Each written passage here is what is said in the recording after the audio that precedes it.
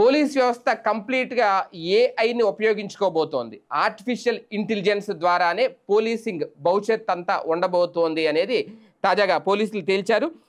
నేరాల తీరుతెన్నులను ఎప్పటికప్పుడు మారుతున్నాయి. భవిష్యత్తులో ఎదురయ్యే సవాళ్లను అధిగమించడానికి ఈ కృత్రిమ మేధ ఏఐ తోడ్పాటు ఎంతో కీలకం అంటూ డీజీపీ హరీష్ కుమార్ గుప్తా వెల్లడించారు. సర్దార్ వల్లభాయ్ పటేల్ నేషనల్ పోలీస్ అకాడమీలో శిక్షణ పొందుతున్న 28 మంది యువ ఐపీఎస్లు సోమవారం ఏపీ పోలీస్ హెడ్ క్వార్టర్స్లో డీజీపీని మర్యాదపూర్వకంగా కలిశారు. శాంతి భద్రతల ఏడీజీ మధుసూదన్ రెడ్డి, అలాగే ఐజీలు ఆకే రవికృష్ణ, సిహెచ్ శ్రీకాంత్, రాజ్కుమార్ తదితరులతో కలిసి వారికి డీజీపీ వృత్తిపరమైన మెలకువలతో పాటు కీలక సూచనలు చేశారు. రాష్ట్రంలో నేరాల కట్టడి, శాంతి భద్రతల నిర్వహణకు చేపడుతున్న చర్యలను వివరించారు.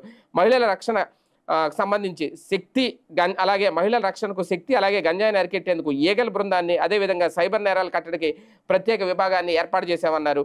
ట్రాఫిక్ నియంత్రణకు అస్త్రం అమలవుతోంది. డ్రోన్లు పర్యవేక్షిస్తూ సిబ్బందికి అప్రమత్తమై ట్రాఫిక్ని కూడా క్లియర్ చేస్తున్నారు.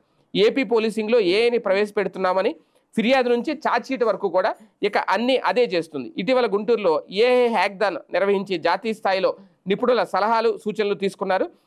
శిక్షణల శాతం పెంచడం నుంచి ప్రజల ధన మాన ప్రాణ రక్షణకు నిరంతరం శ్రమిస్తోంది పోలీస్ వ్యవస్థ. ఇక నుంచి శాంతి భద్రతల పరిరక్షణలో కొత్త సవాళ్లను ఎదుర్కోవడానికి ఎప్పటికప్పుడు సిద్ధంగా ఉండాలి అనేది. అంటే ఇక నుంచి ఏఐ టెక్నాలజీని పూర్తిగా పోలీస్ వ్యవస్థ వాడుకోబోతోంది.